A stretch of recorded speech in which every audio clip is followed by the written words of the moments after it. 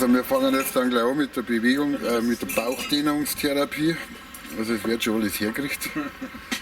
Und dann schauen wir, wer am dicksten wird. Einen haben wir schon am Tisch. Nee. Gut, also bis kleiner Hand. Gell? Dieser Haxengeruch, der macht einen irre.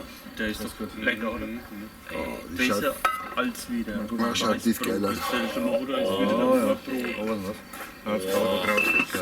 Wer auf Gott vertraut, der frisst kein Kraut. Hallo? Wer auf Gott vertraut, der frisst kein Kraut. Warum nicht? Meine Oma hat immer gesagt, Kraut macht schön, darum habe ich so viel gegessen. Macht auch schön. Finimehl. Geil. Ja, Janker, der Hobby. Gibt's Platz machen? Platz. Meine Arbeitskollegen haben gefragt, wie die Diät ankommt. Jetzt kommen Ja, die sehr gut. diätischen Lebensmittel. Sehr Grundnahrungsmittel. Genau. Raubtierfütter. Ja, sieht doch nicht schlecht aus. Und was echt? Ja, die sind gut. So. Die sind gut? Gut, dann können wir mit der Therapie anfangen. Genug gefilmt.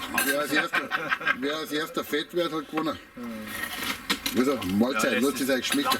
Mahlzeit.